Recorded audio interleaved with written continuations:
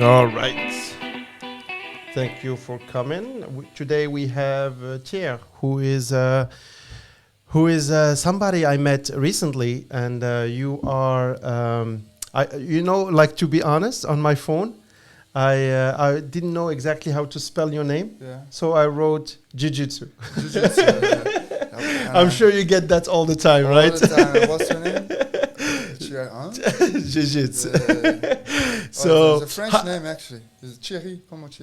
Thierry, oh, perfect. Which one do you prefer? Because I know you have a Moroccan name too, right? Mustafa. You have Mustafa. All right. Yeah. So thank you for coming here today. We have another episode of Another Day in Paradise. So you told me that you have seen a few of. We did the 3 or 4 or 3, I think. And so the principle I was telling you is, we simply have a conversation. There is no pressure to answer a question. It's not like an interview type thing.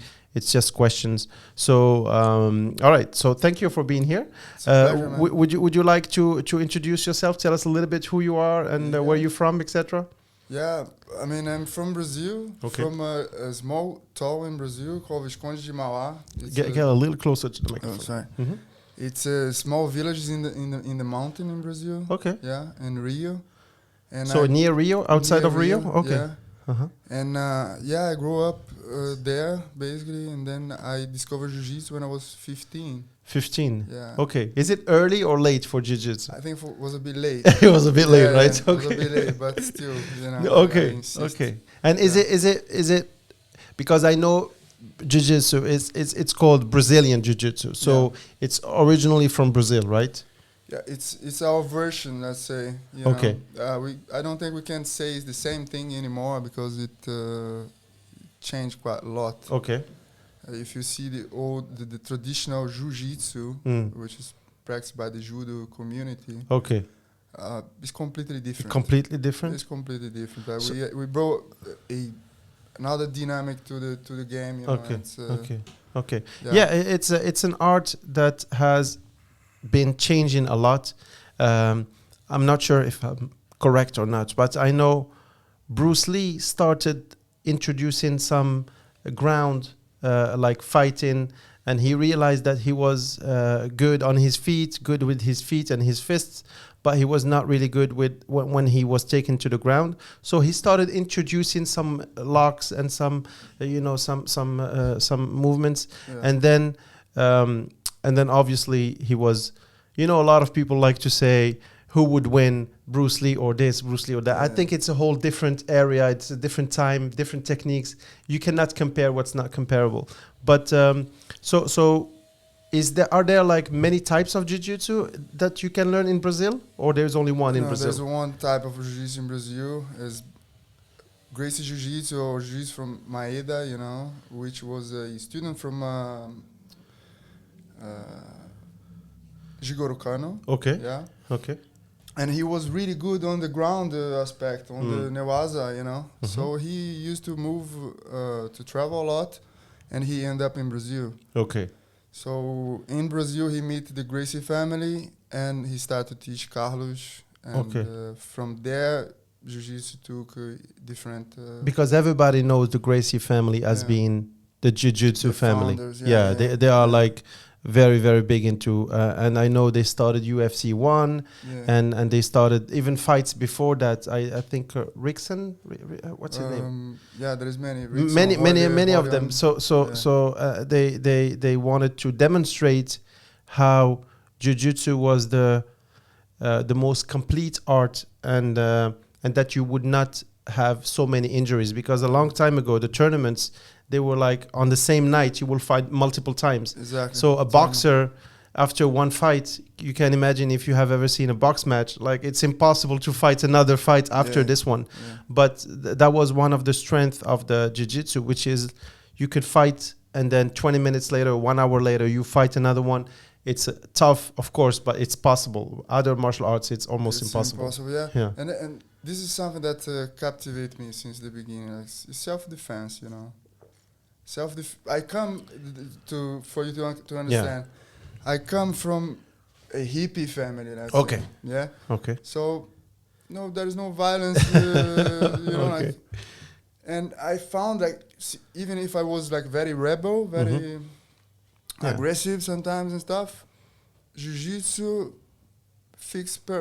perfectly, fix me and put me Calm down. you down, Yeah. etc. Okay, okay. And it helped to, that's the right thing to do, you know. Mm. It's just a self-defense thing, you know. But when you say self-defense, you can attack somebody with Yes, it you can, too. yeah. You can. Yeah. If you don't like somebody, you wanna strangle Definitely, him. yeah. You will strangle him. Yeah. You will choke him until he sleeps if Yeah, you yeah, want to. yeah, So definitely. it is self-defense. But many people say the problem with the jiu-jitsu is that you can only handle one person at a time. If you are attacked by two people, then how effective is the jiu-jitsu against two people? It's more difficult because by the time you choke somebody, the other one is kicking you. Yeah, So it happened to me. I told you before. Yeah. It happened to me once. Yeah. But yeah, I think the goal, the main goal is actually arriving at a point that you don't find yourself in a situation, you know. That's what I own to jiu-jitsu in reality. Like jiu-jitsu brought me the tranquility that I know that I can fight. I know that I can defend myself. I know that I can beat someone. So yeah. calm down, you know. It's true that you have a big power once you know you can do something. Huge It's power. less interesting to do it. And if like, okay, I started very, like with 15, and with 17, I was purple belt, and I got involved in a fight, right? Because I was still like young, and man, it brings you so much power. Yeah, yeah. Because you are like, I can do anything. So yeah. is it really interesting to do something that you can do it easily? Exactly. Yeah, that's true. I think the violence is not. It's obviously the mean for weak people because they are scared. That's why they are violent. People who are calm, they know exactly what they're doing. They don't need to shout. They don't need to scream. They don't need to fight. They know what they're capable of. So they are. These are the ones who are very relaxed. And I told you the other day, I have very, very small experience in boxing, and I did it for 2 or 3 years. And boxing was very interesting to me because I was a bouncer, you know, security guy at a very fancy club, restaurant, etc. Back in the US. And I was, I think, 20. And I was like, okay, so I felt very, very strong. I thought I was very strong. I thought I was intimidating, etc. And that's how people looked at me. They were like, oh my God, you could do that, you could do that. And I always had this impression. But the big guy, right? Yeah, exactly. Hey, big guy, big guy. They used to call me big guy all the time. And then, and then I got my ass kicked. I'm like, wait a second, this is not supposed to happen. And then I started being very scared of like, oh, wait a second, I'm actually not that good. And the head bouncer at that time, Artie, very, very cool guy. He was boxing all his life. I don't think he went professional, but he was always like sparring with very big names, etc., etc. And he said, okay, you want to learn boxing? It will be good. And when I came, I was still very young and stupid. I thought, okay, I will be able to box so I can go kick ass. And he said, no, that's not what I'm teaching you. I'm not teaching you to box. To teach. Humble, yeah. So it's going to show you how to be humble. Exactly. So when I learned boxing, the more I learned, the more I knew that I didn't know anything. And the more you know your limits, it's when you start running that you know how fast you can run. But if you just imagine yourself running, you think you will run as fast as Usain Bolt. But when you race Usain Bolt, then you know you are nothing. So yeah, and the more I learned what you're capable of and also what you are not capable of. So you're like, relax, it's just, this is not good. So it helps you analyze things a lot better.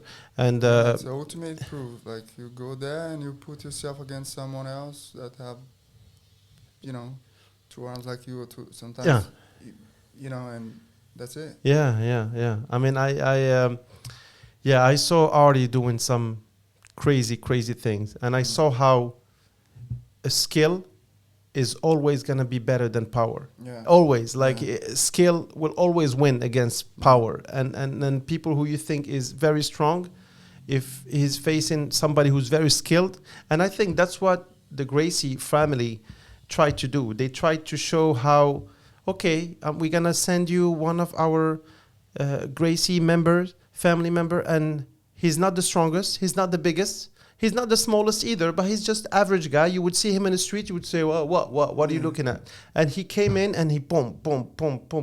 And people were like, oh, okay, so this works. And a lot of people accuse the Gracie family of being, oh, yeah, you know, this is prepared, this is set up, this is just so you advertise the Gracie Jiu-Jitsu, etc. But no, they want to compare themselves, see what this Jiu-Jitsu is worth. Yeah, they took as a very interesting history, man, the Gracie family. Yeah. So, yeah. There is a very nice book from Carlos Gracie, from the daughter of Carlos Gracie. Okay. And explains the whole story. It's amazing, you know, how those guys passed through everything with Jiu-Jitsu and how they brought Jiu-Jitsu to the world, you know. It's amazing, like... true. Have you ever met one of them? Yeah. I have friends. Yeah. So do they still live in Brazil, or are they all over the place? They're all over, man. They come from Scotland, yeah. Okay. They're originally from Scotland, but they came to Brazil in the early 30s, I think, before. And they are all over there in the United States. They are in Europe, you know, like there is Hobby in Barcelona, there is Roger in London. Yeah, there are like gyms everywhere now. They are very, very famous. There is another family that I heard about. Mestre Fada. I forgot the name. There is another. In Brazil, there's two lineages, I would say. Okay. One are the Gracies, and the other one is the Fada. Okay. Mestre Fada is another master like Hélio Gracie, you know. Okay. The Machado, what is that? The Machado are the cousins from the Gracie, yeah. Oh. They are cousins. Okay, they are cousins. Okay, so it's the same lineage almost. Yeah, they all went different ways, but it's all the same lineage. Okay, interesting. So you said after 2 years you got the purple belt. I know the belt system is a little bit tricky. Yeah. But what are the big steps before you get the black belt? How many years? How much time? How much training? I think more than this because I told you before. When I start in a small gym near my house, like 40 kilometers from my parents' house. Okay. I went there to train, and I started to train with the two guys, one black belt and one purple belt. And after, another black belt show up and say, "Yo, this guy is not a black belt." And I was already blue belt from this guy, and I'm like, and the guy didn't defend himself, you know. Oh, he say nothing. So he was probably not a black belt. I don't know. I don't gonna point fingers to you, but you know, the guy don't defend himself, and he leave. Oh. Yeah. So we end up without a coach, without a teacher. And then the guy who was a purple belt, he say, "Okay, I remove this purple belt. I'm gonna put back my blue belt." So which is one down. One down. So we need to go to Rio and ask for the coach who give this guy a blue belt, which is Laerte Barcelos. You know, he have his son now in UFC Raoni. Okay. Yeah, All right. We trained together. We compete together. But he was like 10 years old, I think. Raoni was something like that. Okay. And he was already champion, like beating everyone. And then, so we brought Laerte. So he was already one change of coach. You know, so I come back to the white belt, start to train with Laerte. Start from scratch, yeah. Again, Laerte leave us because wasn't good for him, too far from Rio stuff. Yeah, it's not interesting for him, so he left. He left. So we need to go back to Rio again, so find another coach. Sorry, I interrupt you, but in your gym, you were only 2 people in the gym? No, we were couple guys, like a dozen or maybe 20 people. Yeah. Maybe more. 20 more, yeah. Yeah, okay. So my good friends we're friends till today, like a couple of them stick and they're black belts now, and some others are. That's nice. Federal police. Okay. Oh, nice. Okay. Well, we will talk about this because this is very interesting. How authorities, they in my opinion, they should all train, because this is a very, very interesting skill to have if you're a cop, if you want to handle somebody. 100%. And I think, okay, but we will talk about this a little bit later.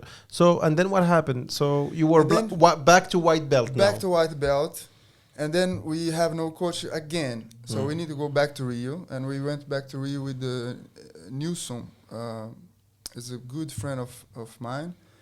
And he have people he know in Rio. So we went to them and say, please, we have this group and we need a coach.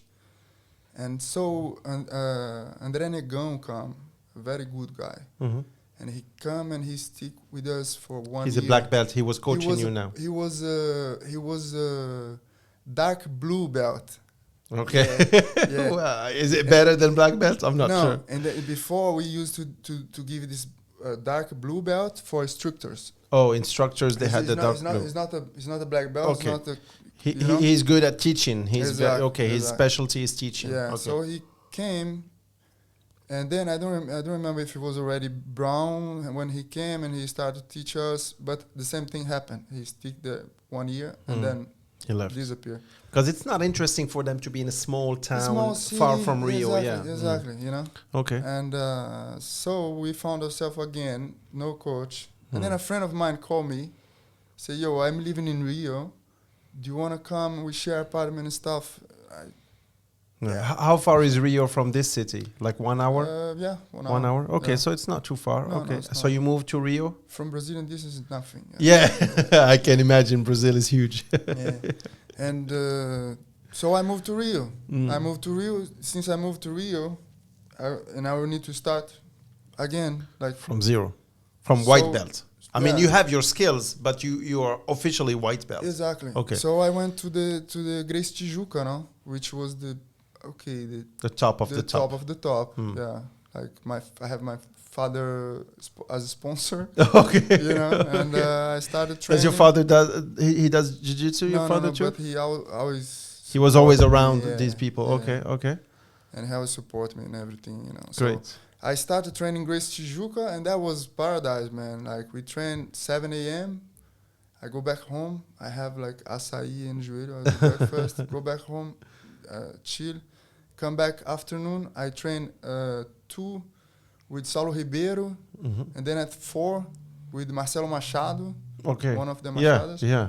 And then at 7 there was the last one with Vinicius Aeta.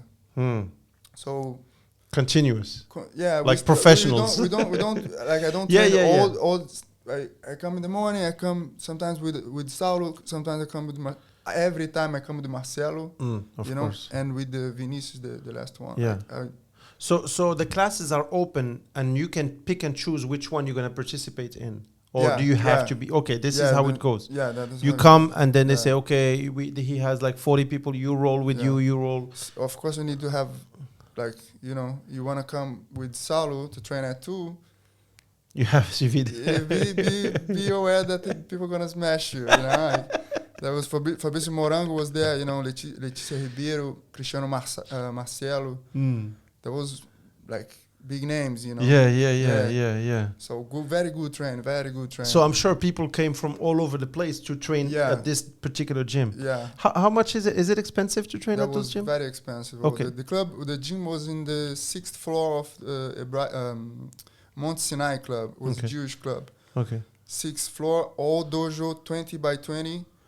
Imagine passing the corridor when you get graduated, you know? Like when you get graduated, you pass like a corridor. Yeah. And they slap you with the belts. My corridor was 20 meters. 20 meters. Attention. So, attention, exactly. Yeah. After you finish, you all beat up. Yeah. It was paradise, man. It was amazing, you know? Like that's awesome. Incredible period, you know. Yeah. And such a high level, I'm sure, over there. Very, very high. Yeah. How do you compare it with your small gym near Rio? What is the main difference, in your opinion? Oh, the gym in Resende is the name of the city. Was a gym from a judo guy. Okay. Yeah. So it was good gym, you know. Was quite good also, like big. Everything's proper, clean. Everything is okay. Yeah. But the professionality wasn't there. Wasn't there. It was like not for the people from the gym, but there was no jiu-jitsu in that city yet. Yeah, I see. I see. Interesting. So after you get there, do you start from white belt in Rio? Yeah, white belt. And how do you? I'm going to arrive in the Gracie Academy, I'm a blue belt. No, this is better. Even if you were a blue belt, you would say, you know what, I will start back from white belt. This is another level. Yeah. And then I get my blue belt there.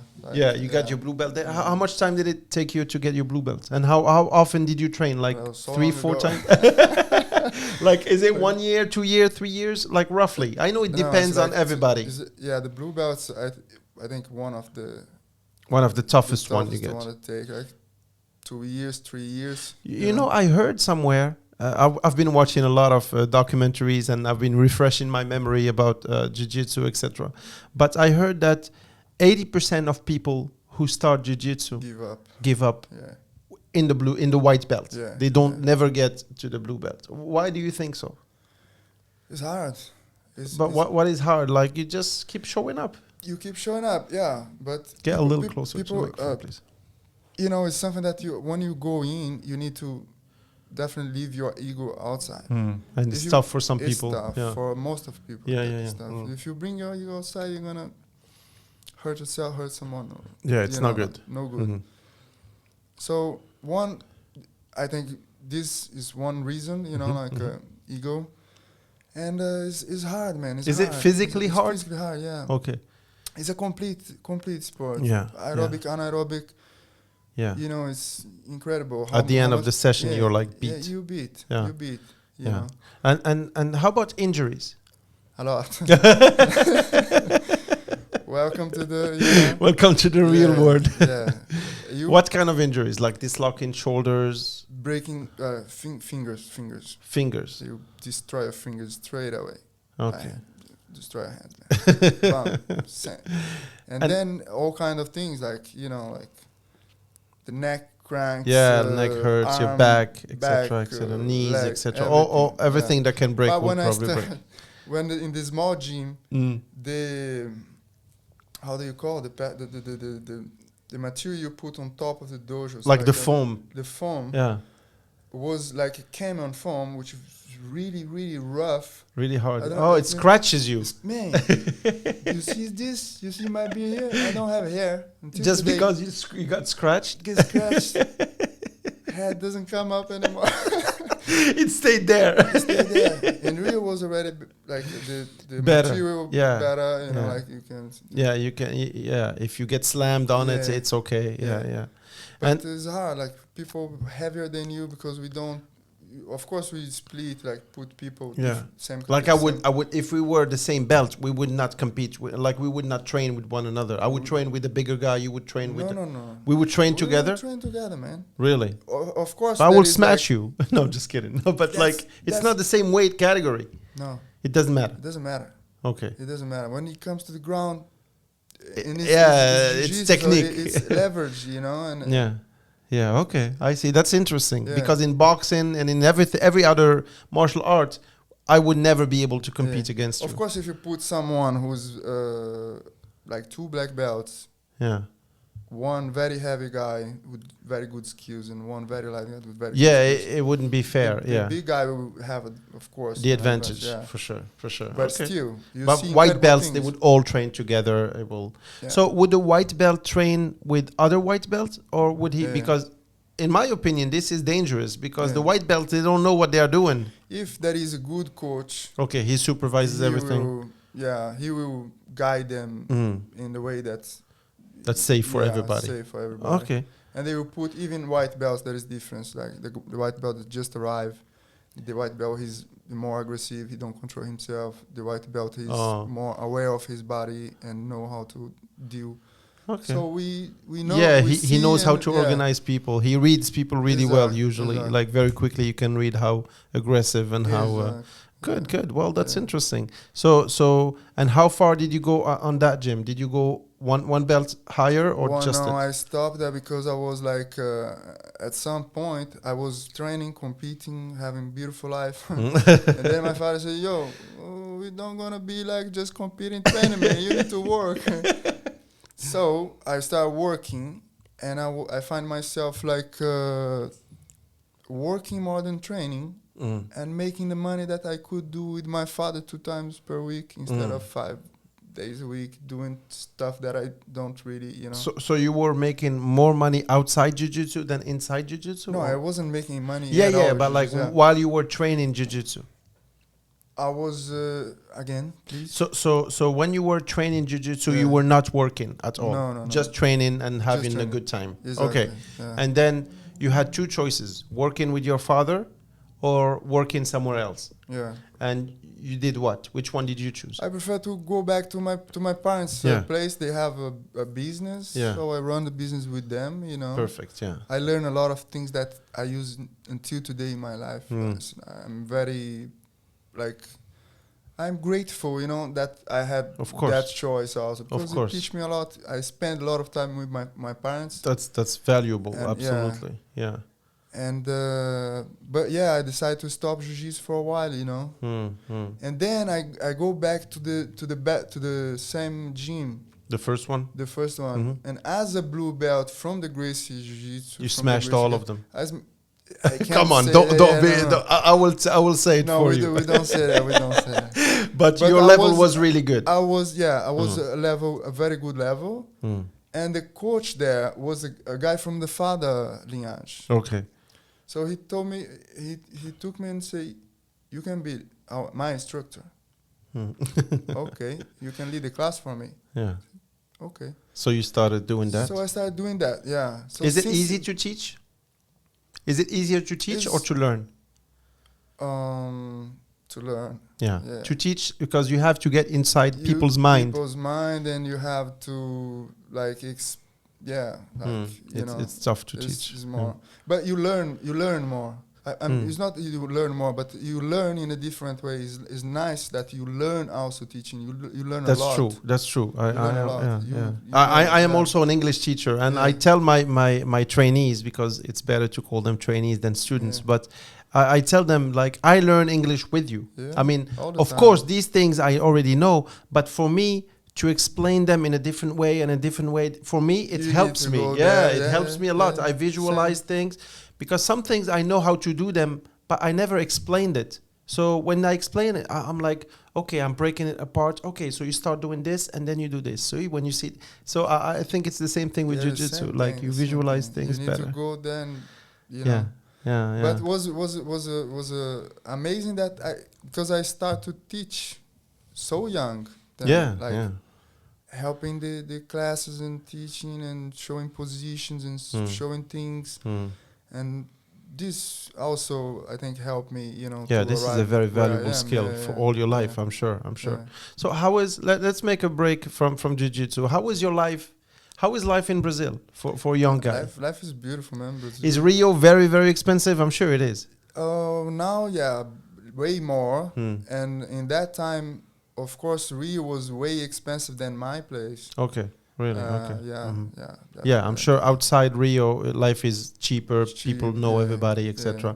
And there is a stereotype I had in my previous podcast, I had my friend Reda, who lived in South Africa, and he also lived in Portugal and in other countries, in Switzerland. He was born in Switzerland, etc. But South Africa is renowned to be dangerous country. And Brazil is also renowned to be a dangerous country. What is real? What is not real about what they say about about Brazil? Yeah, the reality is, unfortunately, we have this thing. I don't want to talk about politics, but especially now, we have this apology with guns and stuff. So, like the United States, people want to have guns and people want to buy guns, and there is a lot of guns. Even when you were young over there, back then, there were a lot of guns, violence with guns, or more now? Not in my place. But in Rio, I'm sure, Rio, yes. In Rio, Since I arrived in Rio, I saw, like, wow. A lot of violence. A lot of guns. You see a lot of things and stuff. But at the same time, the normal life goes on. Like, you know, like, life goes on, and you see there is the man, it was incredible. I was working in a very nice restaurant in Rio, Bar do Hotel, in a very nice club, lot of artists, a lot of politicians, a lot of nice. people like okay, VIP people, VIP very nice people. Mm-hmm. And it was like 1 kilometer from Vidigal, one of the favelas in Rio, and you could see traçants when there was a war in the favelas. You know the traçants, the ammunition that light it up. Yeah. That's crazy. People are having dinner in a very elegant place in the restaurant, and you can see from the window 1 kilometer away there is traçants going up in the air. That's amazing. Yeah, there was one time I went to Rocinha, you know, the favela de Rocinha. There was a party there. Let's go to the party. So why are you crazy? What would you do there? Yeah, man, people, as I say, life goes on. People live there. People, there is parties there. The life happens there. There is good parties, you know. Good parties in Vidigal and Rocinha. There is good parties, mean like a lot of fun, a lot of beautiful people, nice people. Yeah, I'm sure. Of course.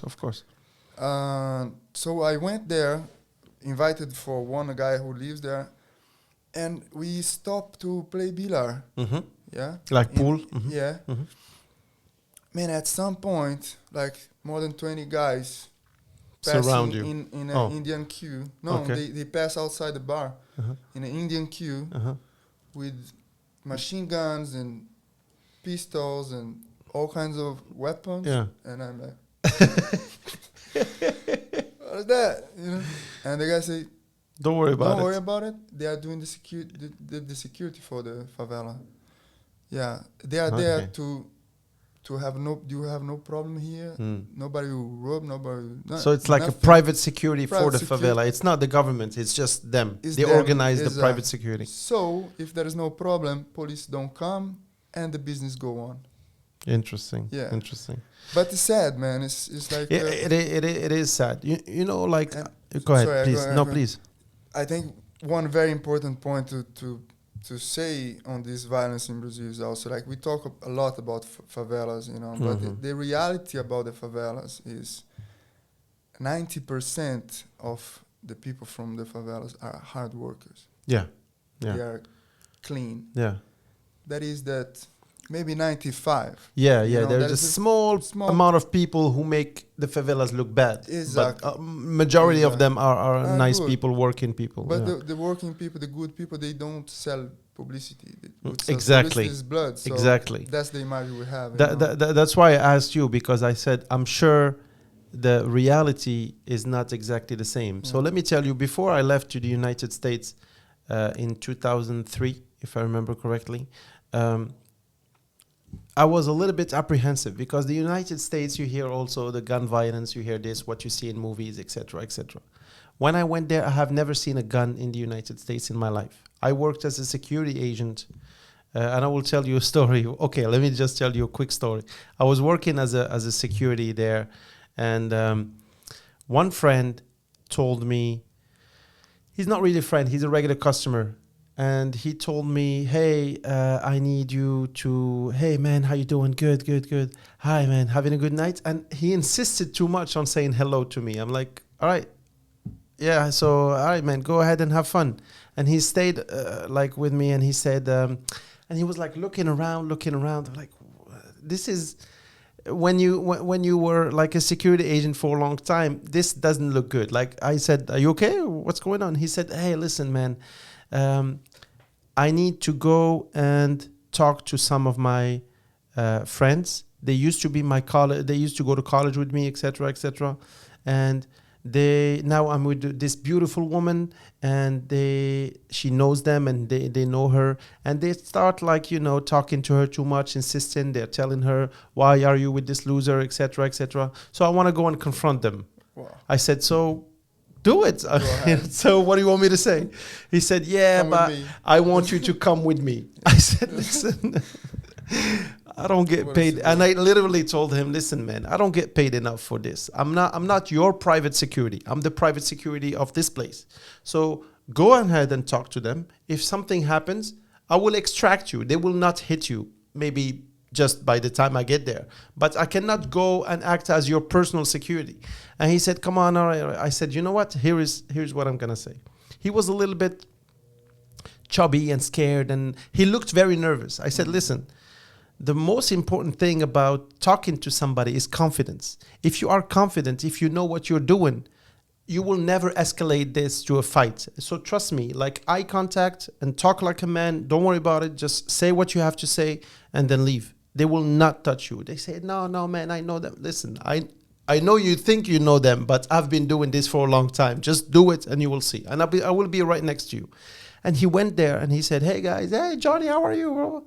He said, listen, I don't appreciate you talking to my girlfriend. She's my girlfriend. I know. I've read the messages you sent her. This is not cool. She's my girlfriend. You got to give her some space. Boom, boom, boom, boom. He said that. They were like, oh, man, well, we didn't know you were thinking like, oh, I'm sorry, man. Hey, man, I apologize. And they hugged him.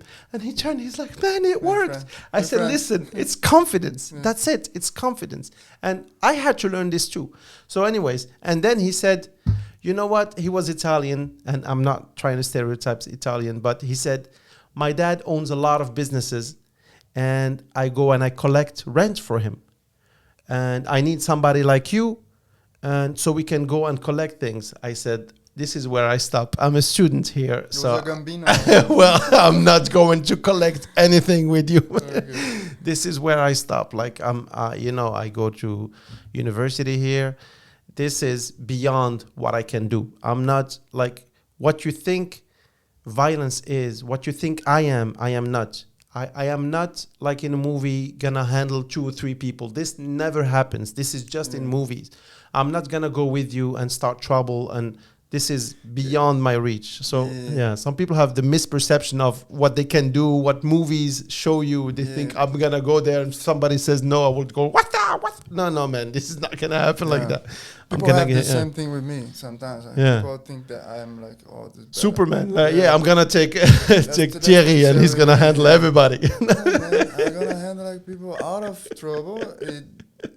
Trouble will not happen, But people think the opposite. They think, I'm gonna bring this guy. He's gonna bring. He's gonna kick all of their asses. No, he's not. It's not okay. We know how to defend ourselves. Yeah, but. But we are not going to use it just like that, start jumping people. This is not going to happen. So they don't get the idea of, and I think also movies gave people a lot of, and I think movies gave people a lot of false reality. And I think even movie stars started thinking that they could really fight. For example, sometimes I read online, do you think Stallone will beat Muhammad Ali? What? Stallone is an actor. Oh, well, he did Rocky. Well, guys. No, I don't. To be honest with you, it even bothered me, like this kind of conversation. It's like, stupid. Yeah. It's like I'm talking to children. What are you talking about? It's like if I say Superman can beat Batman. Yeah. Okay, it's the same level. Even like I have friends, like I love my friends. Yeah. I have friends that want to play tough. No, fight. Let's fight. Bro, I don't play this. Like, I go to the gym and I train. There, I go 100%. And I go out, I'm done. I'm not playing to kick and fight. No, bro. Chill. Yeah. And like... And it changed a lot when people go to the gym and start really training. Exactly. You put everything there. Yeah. That's it. And their perception changes. They know how to make the difference between what is real, what is a sport, what is an art, and what is outside in the streets, etc. People, they have a blurry vision of what's going on, etc.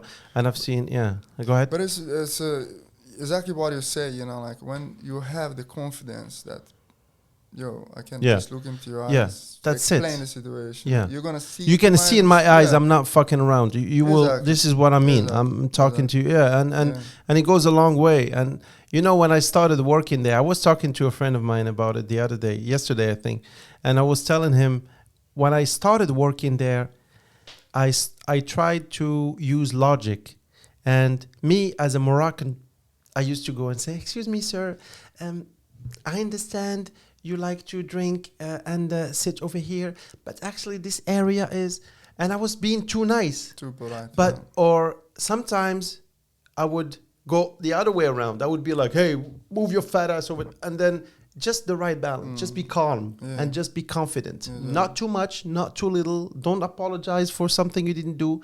Just look at him straight in the eyes, respect, excuse me, sir, you can't be here, or you can move. You got to move over there. That's it. I think I learned this like when I was 17. I got involved in a fight and it ended bad, very bad. I beat a guy that he was an athlete. Okay. And he ended up in a hospital. Okay. Almost dying. Oh. And the worst feeling you can imagine is I don't know, man, the guy, what's going on, the guy is alive yet, you know, and I had this with me. So from that... You never want to live this again. I know I don't want to, I know I can hurt people, I don't want to hurt people. Yeah, that's true. That's true. It was good that, you know, change my, you know... Your perspective, your experience, life is taking another direction. Yeah. No, but back to like celebrities now, you see a lot of... what do you think about these celebrities who, you know, Jake Paul, etc., who are... It's more.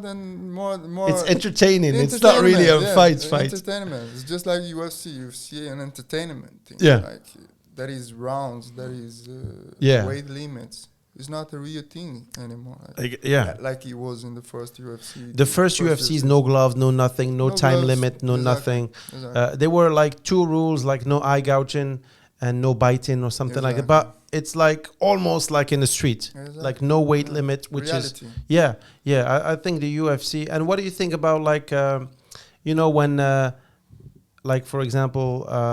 McGregor is fighting.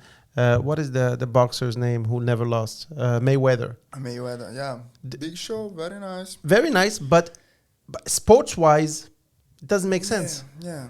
It's like because if a tennis player plays ping pong. The Gracie family did a huge work bringing the reality to the martial arts community. The martial arts, all kind of martial arts, they evolve a lot after. The UFC start, you know, because reality. So there is no gloves, there is no time limit. There's, you know, it is what it is. You go there and you fight. After that, I saw a lot of course, there was like tough Kyokushin guys, kickboxing guys, boxing guys, and so on. But the rules a lot of rules sometimes, like judo, man. Okay, I love judo. I have huge respect for all the, you know, the community. But the fight doesn't end when you go on the ground. Exactly. He's not dead. It's not a fight. It's just a beginning for us in jiu-jitsu, you know. So, okay, you can put those rules and change, but reality is not. That's true. But I think any fight would theoretically start standing up. So judo will take you to the place where you feel most comfortable. So I know. It's a little bit of like judo, like aikido. It's a little bit of everything using like leverages, etc. And so judo community, much respect. No, of course. I mean, judo is awesome. I'm a green belt. I need really to resume train. Really in judo. What other martial arts did you do? Since the beginning, karate, Shotokan karate. Okay. I started Shotokan karate, and then, of course, I did capoeira. Okay. Capoeira was like, you arrive in the party, and there is a capoeira presentation, and you go and you start. you play with them, you know, you do some capoeira. I never, like, put capoeira. They don't have belts. They don't have grades. They do. They have grades. So they are dangerous, man. I have friends. Really? Okay. Okay. Those guys are dangerous. They're real fights. There's no dance. Okay. So capoeira, exactly. For people who don't know capoeira, it was supposed people were training martial arts and they were hiding it behind dancing, pretending they were dancing, but it was a real martial art, a very effective one. What else did you do? Kung Fu, Shaolin Kung Fu. Yeah. What do you think about that? Be honest with me. Okay. It's good. How efficient is Kung Fu? All kind of martial arts, like if the person take it seriously and go deep, I understand. You can become a monster, you know. But how efficient is Kung Fu in real life? Be honest with me, Thier. If I'm being honest, 100%. I have a friend, and this guy, he started working, training when in that same period when we had this Kung Fu guy there. this guy's a monster. This guy beat everybody. Okay, with kung fu. With kung fu, and he take it seriously. He go to the forest and he hit the tree until the tree falls. Yeah. I mean, he's a beast. He's a beast. But is kung fu efficient? He's conditioned himself. But I'm not talking about this guy. I'm talking about the martial arts in general. Yeah. Is the martial arts, in your opinion, kung fu, is it really efficient? Why don't we see any kung fu experts in UFC? There is a. Do you ever see this Shaolin guy? There is Shaolin guy. He beats in UFC. Not in UFC yet. Well, maybe he will never arrive there, but there is. You can. I don't remember. Maybe. I mean, I'm honestly, I'm not sure. Because the Shaolin guys, man, imagine what they do. They do incredible things. True. They condition their minds. Yeah, they that's absolutely so strong true. Mind. They do everything. That's true. That's true. So, okay. Power of the mind is undeniable for sure. I mean, there is no denying there. Excellent. And training, like the Kyokushin guys, they keep hitting the tree until it breaks. They bleed, bones, and they can hit you, and it's gonna be like a rock. And their conditioning is and even their chin. So respect. Absolutely. Respect all of them.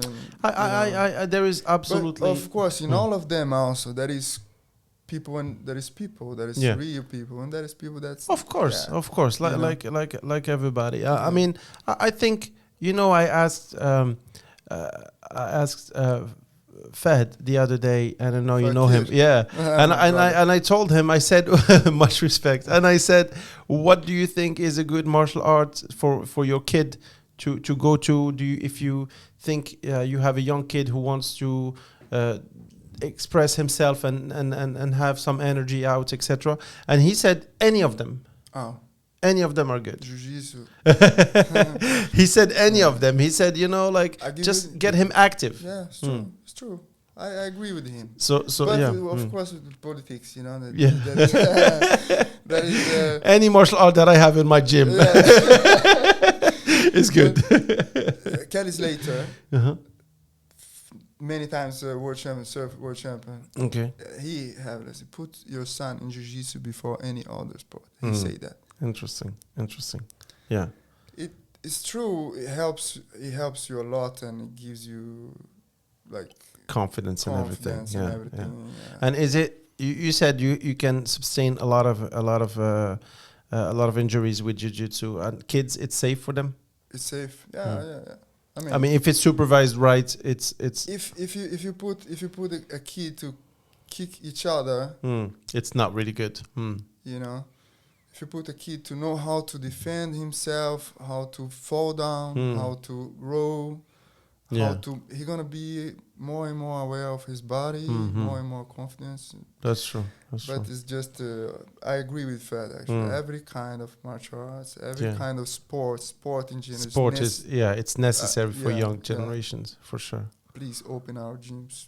Exactly. I know this is very, very bad. I know we can sit in cafes, we can go to restaurants, but we cannot train. No sense. Which doesn't make any sense. It doesn't matter how healthy you eat, how good you behave. If you don't exercise, it's gonna be a problem. This is gonna be a problem, and I think the gyms are essential. They especially 100%. At the time right now, it boosts your immune system, makes you feel healthy, makes you healthy.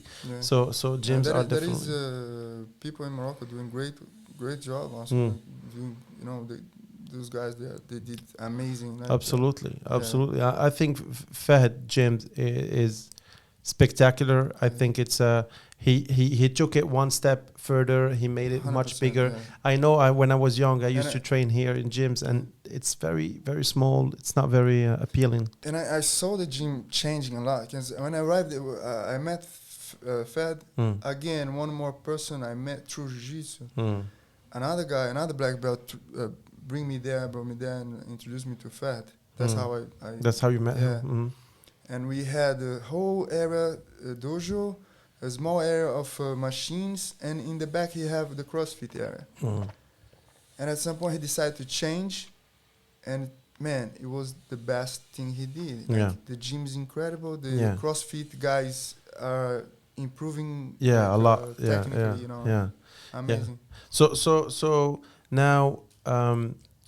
now that you did, I know we have talked about the jiu-jitsu being an art that is necessary for everybody, young kids, etc. But I was telling you before that I think it should be necessary for the people in the military and people in the police forces, because if you notice in the United States there is a lot of police violence, and I think violence comes from fear, comes from because they don't know how to do it better. They don't know how to hold somebody, how to handcuff him. So they beat him until like he's unconscious. Then they can handcuff him. There is much better way to handcuff, to manage people without using physical violence. So, and you were telling me that you were actually in a program training like military people. Yeah. So how does it go? Is it mandatory? How does it go? Yeah, I am part of this huge project in Abu Dhabi, and I started in 2011. Okay. And the family from Abu Dhabi is a very special family. Okay. Sheikh Tahnoon is one of the brothers from Abu Dhabi family, from the Al family, and he's a black belt himself. Oh, all right. So he learned jiu-jitsu and he brought jiu-jitsu to his country, you know. And his kids, their kids were training jiu-jitsu.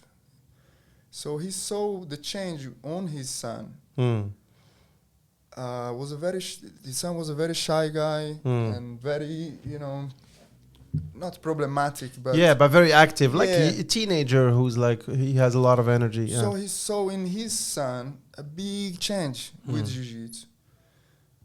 And then there is a video also, like he's saying, like, if it's good for my son, it's good for my people. Country. Yeah, for sure. So from there they include jiu-jitsu as a mandatory art. In the schools. In the military service or in the schools, like first regular schools? The project starts first in the schools. Okay. And then the military also. Fantastic. Yeah. And now there is the whole country training jiu-jitsu, and it's amazing. Because Abu Dhabi has already a big culture. They have a huge tournament, a jiu-jitsu tournament. They were able to create this huge community. We are more than 600 black belts teaching in UAE. Yeah. So imagine how much knowledge there is. Like, you know, that is, man, you know, and we start to mix with them. We was brought there. We start to teach the kids, and then the militaries, and you see, and they create the federation. They are part of the, you know, the Asian. Sorry, I don't want to say. No. But okay, so they create a big impact in that region. Big federation in UAE, which is the UAE Jiu-Jitsu Federation, and they start to give money, but everything starts actually with the ADCC, you know. Okay. But then they create the Jiu-Jitsu Federation also, and with this federation they do huge competitions. And the competitions are like very high level. Good price, you know. Like people are finally taking the rewards, you know, for like, I don't know, like 10 years and 20 years training jiu-jitsu and not really being treated as professional. Yeah, and they don't get enough money they can't really survive and live comfortably with jiu-jitsu. So now it's changing. So which is awesome. Yeah, it's amazing. And the military, you said it's mandatory for all of them. It's mandatory for all of them. The military service became mandatory not so long ago. Okay. And for the cadets, for the officials, for them to graduate, they have to take classes. Yeah. So they have to reach a certain belt, or just take maybe 100 classes. I think there is. I'm not there for 9 years already. Okay. I'm in a different reality. But so, what do you think about this initiative? Do you think many countries should do the same, or do you think it's? I think for the kids, I know many of them, you know, and I have like good friends like Khalifinha, you know, and many others. They change, man. It's for better, you know. And so I believe, like, you know, every country could. And you know, like when you told me the military, I said, interesting. But the military in my head, they use more like they need skills in the weaponry. Of course, hand-to-hand combat is always useful, even for the military. But how about the police? The police, they don't have any program to cover the police, or maybe they do? They started also in Dubai. The Dubai police started. Yeah. I don't know. I know. I spoke with my friend this morning, and he told me there was some block because of the corona also. Yeah, the corona makes it hard. And the other Emirates, they stop for a little bit. And then they will see how. But eventually, I'm sure they will expand it to the police as well, because it's one of the. I think what's something good that it brings is the calmness, you know. Yeah. Is the calmness that people who deal with stress all the time. Yeah, and stuff, is good. Very useful for them. Yeah, it's absolutely. Absolutely. Yeah, I mean, and every time we see, again, I'm going back to the US and the police violence, and. You know, what I see, people say, oh, it's just violence. They don't like black people. They don't like this. They don't like that. But what I see is fear, because the guy is on the ground. He's put his knee on his back and he said, don't move, don't move, don't move. Dude, he's done already. Like, if you knew what you were doing, you don't need to tell him anything. He's cooked. He's done. Yeah. You can just hold him. He's done. But they keep saying, don't move, don't look at me, don't move. They are so scared. But they don't really realize, they don't know what they're doing. I think it's more like ignorance and lack of skills. That's why they keep screaming. Sometimes he's on the ground. They are handling him, and he still has his weapon like on his face. Like, dude, like he's done. Like, just relax. And those situations, they happen many times. Trayvon and all those guys, like this guy who said I can't breathe, and they kept like pressuring. Like, the way I see it is, it's very easy to drive fast on the highway, go 200. But it's very hard to drive in a busy traffic, busy road slowly. Just 20 miles an hour, it's hard because you have to maneuver, but to drive really, and to use violence is very easy. Exactly. But to be calm and to handle him calmly, it's very, very hard. So I think Jiu-Jitsu is the perfect art for that. Man, it's one thing for sure that can help this situation. It's all over the world, you know, like police violence all over the world. And education, I think, you know, in general, like, man, people need to get well educated to be serving and protecting, because that's the mission they have. Exactly. To serve and protect someone, I need to, like, first be aware that's your mission, to serve and protect people. So absolutely. To start from the beginning, do you need a gun, really? Yeah. If you do, okay, it's another thing, maybe, you know, like to serve and protect.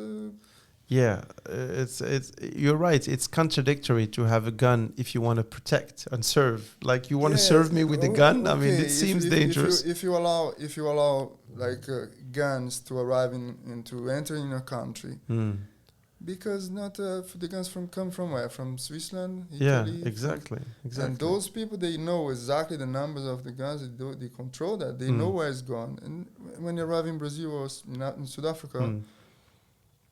People, you know, like sell stuff, and end up in the hands of the bad people. You know, City of God. You saw City of God is an amazing movie. Yeah.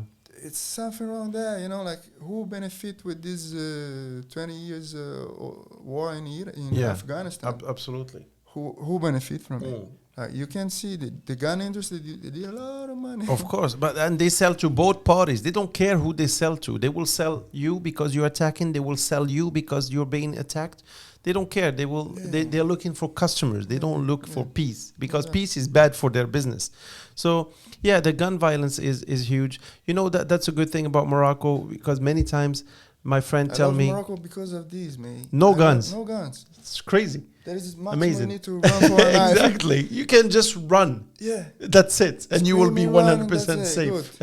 Abu Dhabi, same. You know, the Middle East country, same. But there's no guns. That's true. You're good. Yeah. And many people ask me when I was in the US, they say, hey, Jawad, so do you think, I want to go to Morocco with my friend. Do you think it's safe? And this is a very interesting question. And I will tell you how I answered it, and I will ask you how you would answer it for Brazil or for any other countries. The way I tell them is, well, yes, it is safe. Is it safe for me? Of course, because I'm Moroccan, I speak the language, I am a man, I'm big. So it's, of course, safer for me than it would be for somebody who would. So, again, if you respect the basic security logic, like if you go in a poor neighborhood, don't go with like your Rolex and like speak very loudly. It's the same everywhere, I think. And the way, what I ask them, I say, is America safe, you think? And they say, well, yeah. Okay, if I go in a bad neighborhood, is it safe? Well, it's safe if you use logic, if you use common sense. So, yeah, it's safe. So, what do you say to somebody who says, "Hey, I want to go and visit Brazil"? Is it safe? We say something in Brazil a lot, like if you know how to arrive and if you know how to leave, you're good. You'll be all right. Yeah, because if you arrive with respect, exactly. And logic, common sense. It's gonna be already, like you respect the place, you respect the people, and of course you don't show up. Respect means you don't just go there and show up with the Rolex. Exactly. This is disrespectful because they don't have money. Don't have food, Exactly. So this already, you respect, that self-awareness also. Self-awareness is huge. And of course you go in a place that like you don't go in the dark street midnight to do things, But I know like there is a lot of things, that people need for women. I don't know if it's that safe. I know I have friends that suffer. Yeah, I mean I'm sure in Morocco too, like I said in the beginning, it is safer for me who's a man, pretty big, bearded, etc., who's from Morocco, who speaks the language, etc. It is safer for me than it is for a woman, even a Moroccan woman. It is safer for me than a woman who doesn't speak the language. It makes it even more complicated because people think you are an easy target. Exactly. People will not try to steal from me because I'm gonna give them a hard time, but they will steal from a 13-year-old girl who works in a bad neighborhood with the latest iPhone, because this iPhone is $1,000. They will steal it from her easy. But if I walk with the same iPhone, they would think twice because it's not easy. They don't look. They are not courageous. They don't look for big fights. They look for easy targets. So don't be an easy target. Like don't go in a bad neighborhood. Don't. I mean, of course, if you are a woman, I'm not gonna say don't be a woman, but take extra precautions. Don't walk alone at night. Don't, it's but unfortunately, life is more dangerous for women everywhere in the world, I think, and Morocco is no exception, for sure. Yeah, for sure. I mean, we don't want to talk about politics, but it's the same thing. I think violence is a question of education. Absolutely. It's an education problem, in Brazil, everywhere. People with education, you solve a lot of problems, and one of them, for sure, violence, you're going to solve, Yeah, for sure. Violence is the answer of the weak and the uneducated, for sure. And, it's some countries, like one of the surprising country that has been, I've known it, I've experienced very, very little violence and very high level of safety is Canada. Yeah. It's pretty crazy country. Like we were having a night out with some friends. One of the girls lived 45 minutes walk away, and we came back after partying all night. It was like 2 or 3 in the morning, and she said, "All right, I'm going home." And I said, "Okay, you calling a cab?" No, I'm just gonna walk. Like, hold on. And I turned to my friends. I'm like, she's just going to walk? Like, hold on. We can walk with you. No. And people are like, yeah, don't worry about it. She'll just walk. Canada is, I think that level of safety is unheard of. I don't think in Morocco I would like to walk at 3 in the morning, like alone. I mean, I would probably be okay. But again, this is pushing my luck a little bit. Yeah, Canada is a pretty amazing country that way. All right. Well, cool. Yeah, we're going to arrive there someday. Yeah, we will. Sure. We will, but it just takes education. I think you fight crime with education. You don't fight crimes with guns and police with guns. This is not the right answer. This is right. So, all right, we're gonna finish on this note. I think this is good. All right. Well, thank you so much for being here. It was a pleasure, and hopefully you can come back again and we can have another discussion, maybe with more people, and you can tell us more about Jiu-Jitsu. Am I saying it right? Jiu-Jitsu? See, I'm good. Jiu-Jitsu. All right, my friend. Well, thank you so much. I appreciate it.